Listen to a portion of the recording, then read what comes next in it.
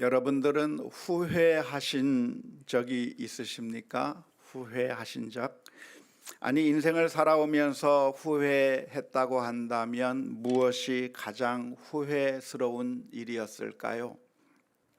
어떤 분이 말씀하시는데 현재 남편하고 결혼하기로 한 게 가장 후회스럽다 라고 말씀하시는 분이 계시던데 아마 농담이실 겁니다. 마음이 그렇지 않다고 하는 것은 너무나도 잘 알기 때문입니다.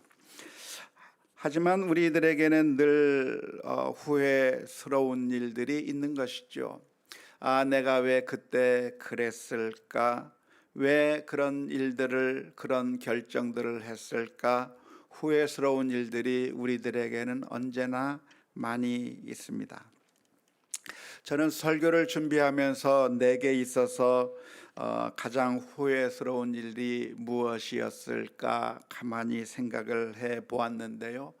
제게 있어서 가장 후회스러운 일이 있다고 한다면 우리 아이들이 어렸을 때 우리 아이들에게 좀 더 자상했어야 했는데 자상하지 못했던 것, 그것이 후회스럽고 더 따뜻하고 사랑으로 대해 주었어야 했는데 그랬지 못했던 것이 가장 후회스럽습니다. 아직 제가 미성숙했고 모든 것이 부족해서 정말 사랑하는 사람들을 향해서 사랑을 마음껏 쏟아내지 못해버리고 아이들과 많이 놀아주지 못하고 그냥 그 시간들을 허비해버렸던 것이 어쩌면 가장 후회스러운 일로 남아 있습니다. 사실 아이들에게 사랑을 베풀어 주는 것이 정말 행복한 것이고 아이들과 함께 시간을 보내는 것이 정말 소중했던 것이고 정말 우리 가정을 향해서 주신 하나님의 축복이 있다고 한다면, 가장 큰 선물이 있다고 한다면 아이들을 주신 것이 가장 큰 선물일 텐데 그 선물들을 그냥 방치해버리고 외면해버렸던 것이 어쩌면 제 인생에 있어서 가장 후회스러운 일이었다고 할 수 있을 것 같습니다.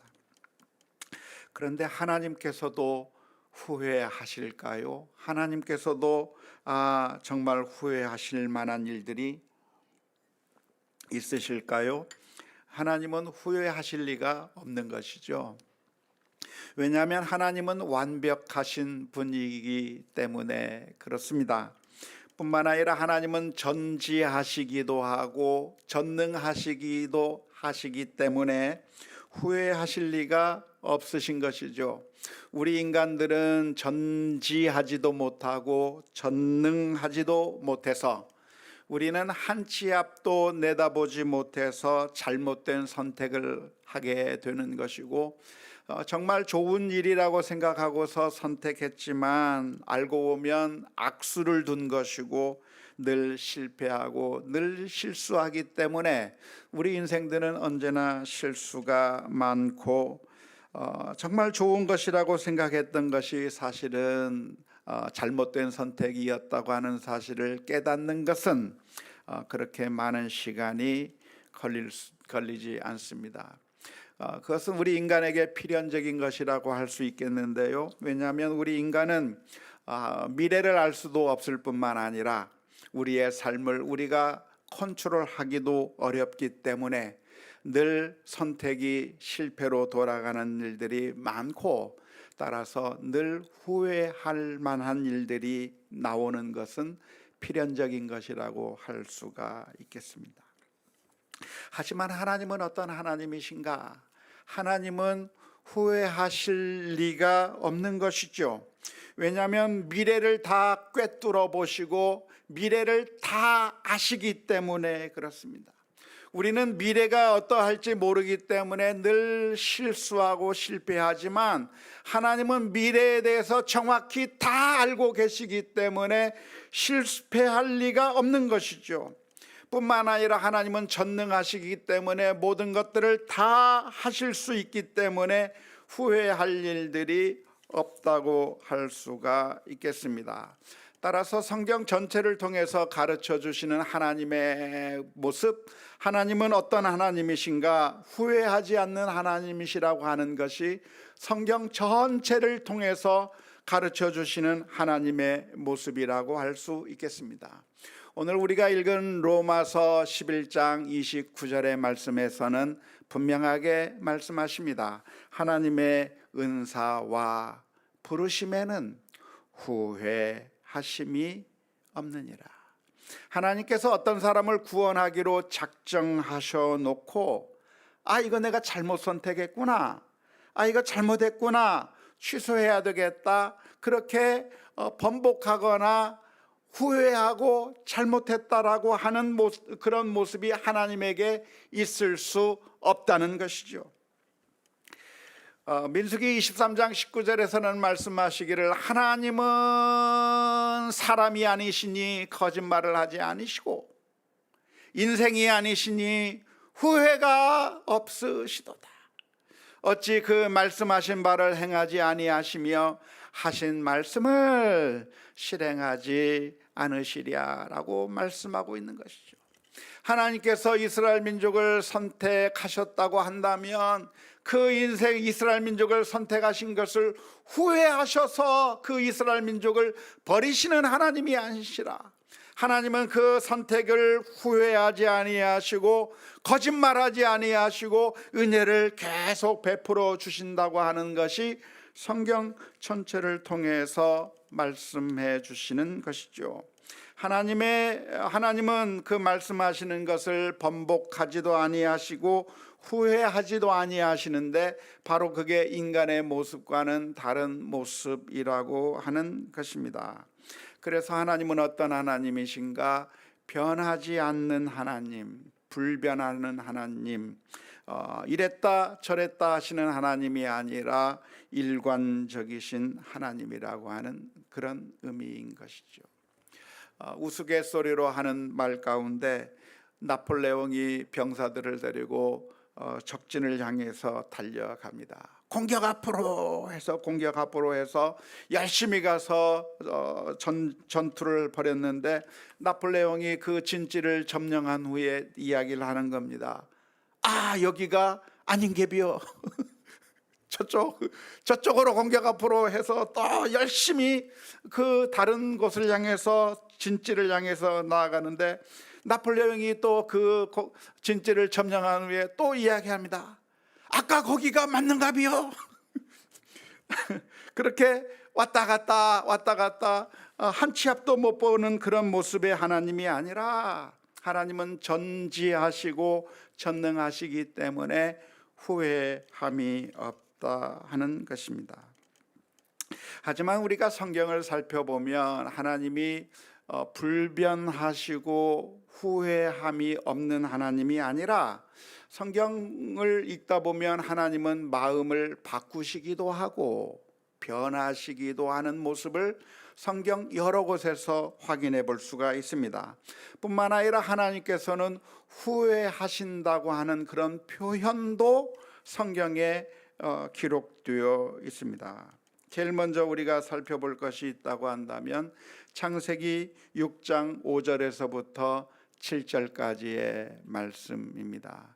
여호와께서 사람의 죄악이 세상에 가득함과 그의 마음으로 생각하는 모든 계획이 항상 악할 뿐임을 보시고 땅 위에 사람 지으셨음을 한탄하사 마음에 근심하시고 이르시되 내가 창조한 사람을 내가 지면에서 쓸어버리되 사람으로부터 가축과 기는 것과 공중의 새까지 그리하리니 이는 내가 그것들을 지었음을 한탄함이니라 하시니라 라고 기록하고 있습니다.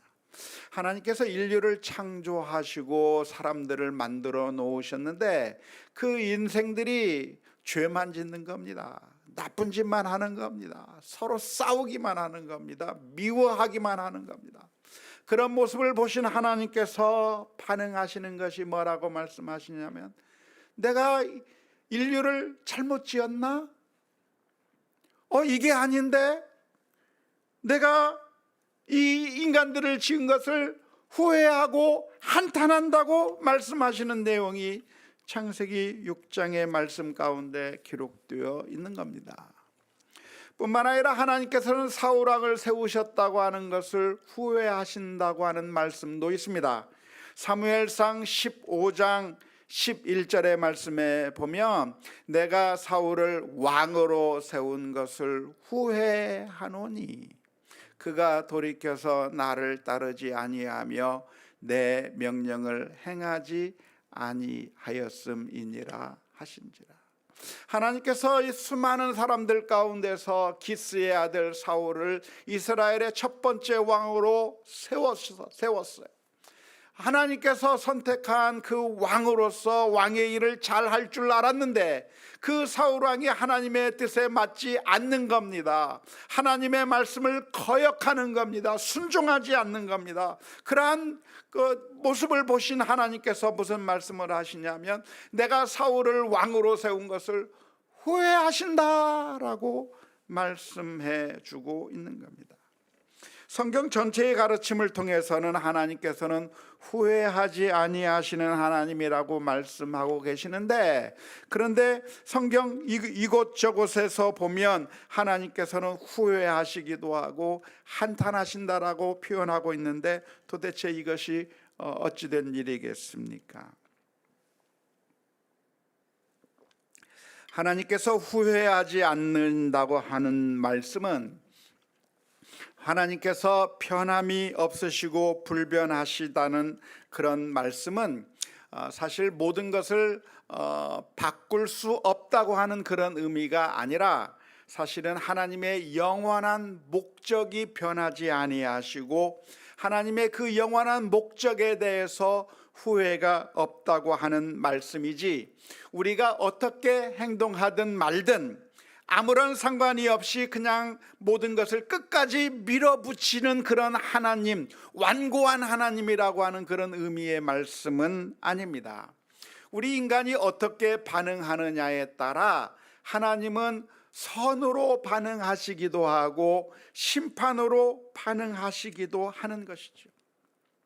그냥 한번 결정했으니까 지금 현재 상황이 어떻게 돌아가든 말든 현재의 상황과는 전혀 상관없이 한번 결정했으니까 끝까지 밀어붙이는 그런 완고한 모습의 하나님이 아니라, 하나님은 어떤 하나님이신가? 전체적으로 큰 선함의 목적, 하나님의 계획과 그 모든 목적들이 변하지 아니하시지만 상황에 따라서 어떠한 일이 벌어지고 있느냐에 따라서 하나님께서는 이렇게 반응하시기도 하고 저렇게 반응하실 수 있다고 하는 것을 의미하는 것입니다. 왜냐하면 상황마다 다 다른 것일 거니까요. 우리가 볼 때 좀 답답한 사람이 누군가요? 좀 가슴이 콱콱 막히는 사람이 무엇입니까? 누굽니까? 완고한 사람이죠. 상황이 아닌데, 상황이 변했는데 처음에 계획 세워놨다고 끝까지 밀어붙이는 사람, 그런 사람이 좋은가요? 아니잖아요. 예를 들어서 여행 계획을 세웠습니다. 자, 이번 휴가를 맞이해서 우리가 해외여행 계획을 세우기도 하고 또 여러 가지 여행 계획을 세우기도 할 텐데, 여행 계획을 세워놔서 여러분들은 여행 계획을 어떻게 세우십니까? 저는 여행 계획을 아주 잘 짜는 사람입니다. 아침에 뭘 먹고 점심때 어디 가고 해서 모든 계획을 완벽하게 세워놓는 그런 스타일인데, 그런데 제가 그렇게 여행 계획을 세워놓았다가 중간에 어디 하나가 펑크가 나면 굉장히 스트레스를 받습니다. 이 모든 것이 다 망가져 버리니까요. 그래서 그것을 밀어붙이느라고 제 아내와 우리 아이들이 얼마나 힘들었는지 몰라요. 그런데 그런 사람이 괜찮은 사람이 아니라 그때그때 상황에 따라 유도리 있게 반응을 하는 게 그게 맞잖아요.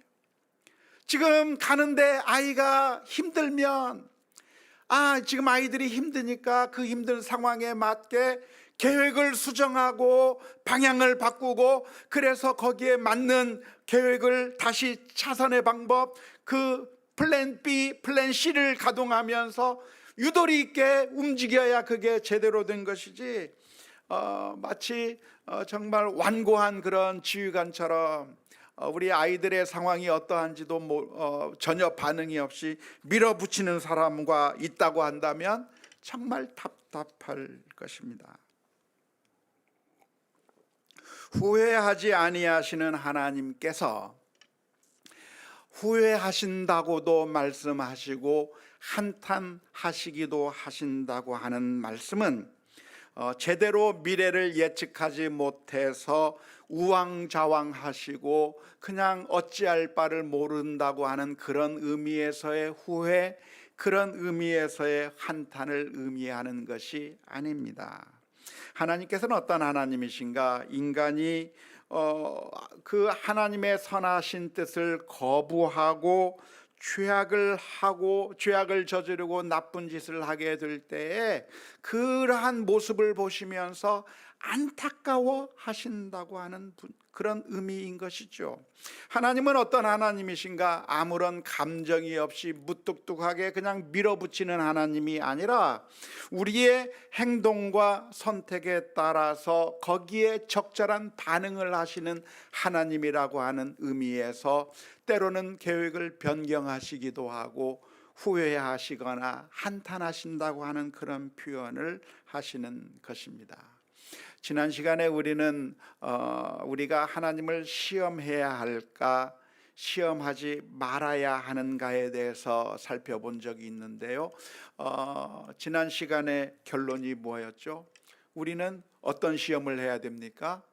하나님의 선하심을 맛보아 알 수 있는 그런 선한 시험을 해야 되는 것이죠. 정말 하나님의 뜻대로 순종하면 하나님께서 은혜를 베풀어 주시는가? 내가 하나님의 말씀대로 살면 하나님께서 정말 축복을 내려주시는가? 그것을 시험하면서 살아야 하는 것이죠.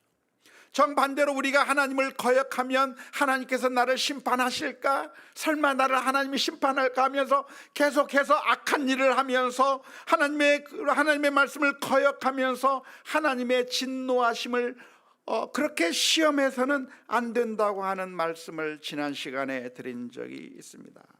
하나님은 어떠한 하나님이신가? 우리가 믿음의 선택을 한다고 하면 기뻐하시는 하나님이십니다. 그리고 우리가 믿음의 선택을 한다고 하면 하나님께서 은혜를 베풀어 주시는 쪽으로 방향을 바꾸시는 것이죠. 이스라엘 민족이 광야에서 죄악을 행했습니다. 우상을 섬기면서 하나님을 거부했을 때, 하나님을 배반했을 때 하나님께서는 이스라엘 민족을 쓸어버리시겠다고 진노하셨습니다. 하나님의 목적이 바뀐 것이 아니라 이스라엘의 죄악에 대해서 하나님께서 그 방향으로 반응하신 것이죠. 하지만 그때 모세가 하나님 앞에 엎드려 간청합니다. 하나님, 우리 민족을 용서해 주옵소서. 하나님, 우리 민족을 살려 주옵소서. 하나님 앞에 간절하게 모세가 기도할 때 하나님께서는 또 계획을 바꾸셔요. 출애굽기 32장 14절의 말씀에 보면 여호와께서 뜻을 돌이키사 말씀하신 화를 그 백성에게 내리지 아니하시니라 라고 말씀하신 것이죠. 왜? 모세가 하나님 앞에 간절하게 기도하는 그 기도를 보고 하나님께서 그 화를 낮추시고 이스라엘 민족을 용서하시고 품으시겠다고 말씀해 주시는 것입니다. 하나님께서는 어떤 하나님이신가? 우리가 회개하고 반응하면 거기에 따라서 반응해 주시는 하나님이라고 하는 것이죠. 뿐만 아니라 히스기야 왕을 향해서 하나님께서는 이사야 선지자를 통해서 말씀해 주셨습니다. 히스기야야, 이제는 내 생명이 끝났다. 하나님께서 가지고 있는 그 히스기야 왕에 대한 그 계획이 이제는 이 생을 마감하게 될 것이라고 말씀해 주셨고, 이제 그 죽음을 앞두고 내 삶을 정리하라고 예언해 주셨습니다. 근데 히스기야는 이 이사야 선지자의 예언을 들은 다음에 하나님 앞에 엎드렸어요. 하나님 살려주세요. 통곡하면서 울었어요. 하나님 살려주세요. 통곡하면서 울면서 기도할 때 하나님께서 히스기야의 생명을 마감시키겠다고 하는 그 계획을 변경시켜서 기도하는 그 히스기야에게 15년간의 생명을 연장시켜 주시겠다고 말씀해 주신 것이죠. 하나님은 어떤 하나님인가? 계획해버리고 그냥 끝까지 밀어붙이시는 그런 하나님이 아니라 우리가 어떻게 반응하느냐에 따라서 그에 따른 반응을 보여주시는 하나님이신 것이죠. 또한 니느웨 백성들을 향해서 하나님께서는 말씀하셨습니다. 니느웨 백성들의 죄악이 너무나도 차서 이제 하나님께서 니느웨 백성을 멸망하시겠다고 말씀해 주셨습니다. 40일 뒤에 이 성을 멸하시겠다고 하나님께서 요나 선지자를 통해서 말씀해 주신 것이죠. 그런데 놀라운 일이 일어났습니다. 니느웨 왕으로부터 시작해서 온 백성들이 하나님 앞에 울부짖기 시작합니다. 죄를 뒤집어쓰면서 베옷을 입고 하나님 앞에 울부짖으면서 회개하며 돌아오게 될 때 하나님께서는 40일 안에 그들을 멸망시키겠다고 했던 그 계획을 취소시키시고 은혜를 베풀어 주신 것이죠. 하나님은 어떤 하나님이신가? 우리가 어떻게 반응하느냐에 따라 거기에 적절하게 반응하시는 것입니다. 정반대로 선택했던 사람들이 만일 하나님을 거역하고 죄를 지으면 어떻게 하시는가?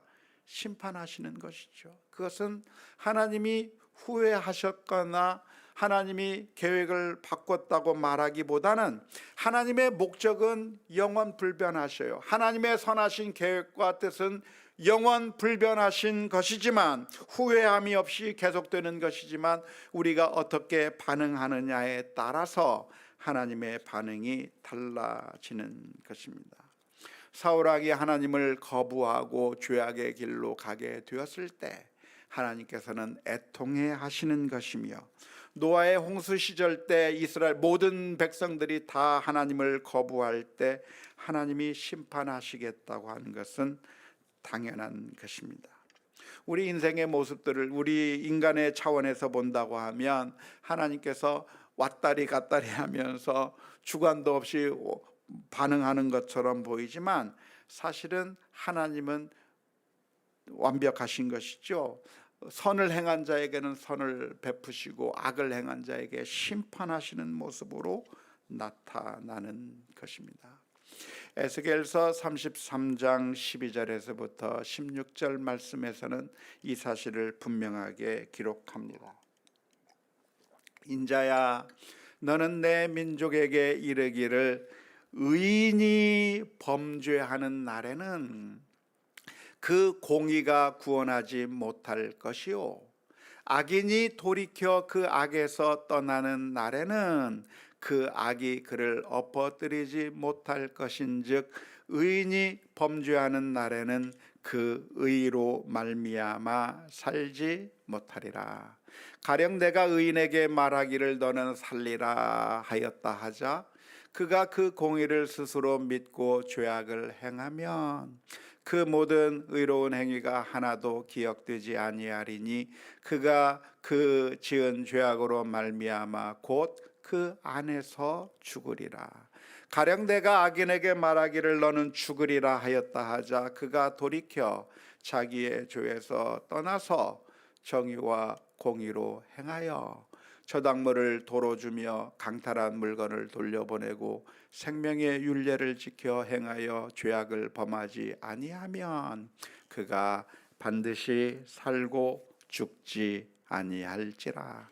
그가 본래 범한 모든 죄가 기억되지 아니하리니 그가 반드시 살리라. 이는 정의와 공의를 행하였음이라 하라. 하나님께서 들려주시는 말씀이 무엇이냐면 우리가 회개하고 하나님 앞에 나오면 심판하기로 했던 그것을 바꾸시고 은혜를 베푸시겠다는 거예요. 그런데 우리가 악을 행하면 하나님께서 심판하시겠다고 하는 거예요.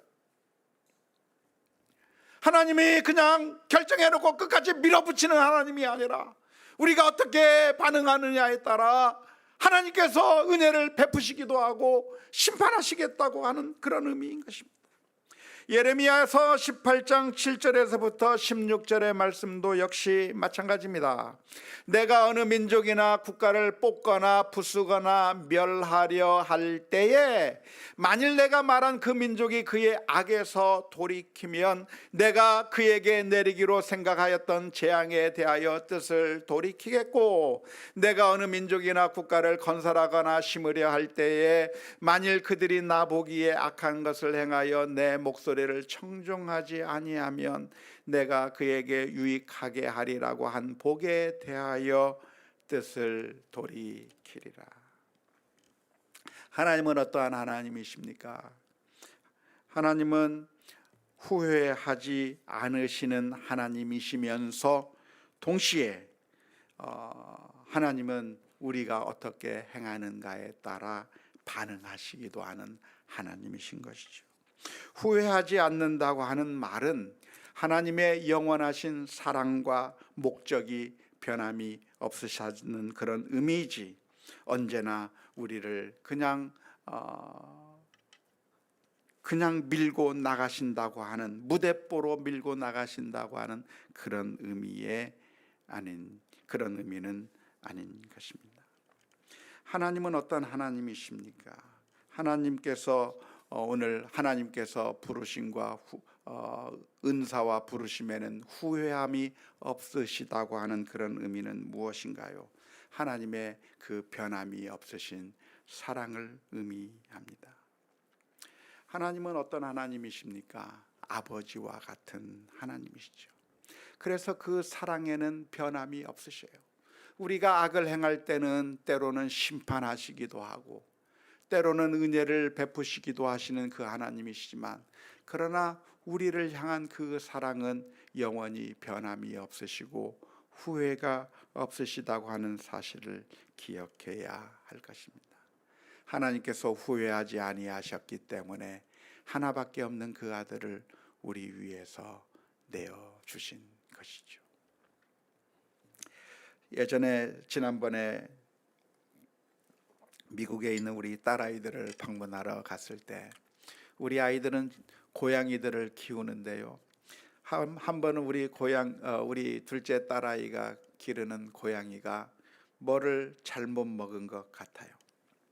자꾸만 토하고 아무것도 먹지 못하고 정말 힘들게 고통스러워하는 그것을 본 우리 딸아이가 그 고양이를 동물병원에 데리고 갔습니다. 그래서 도대체 뭐가 문제인가 초음파 검사를 하고 엑스레이를 찍고 하면서 봤더니 집안에서 돌아다니고 있던 그 핸드폰에 이어폰을 삼킨 거예요.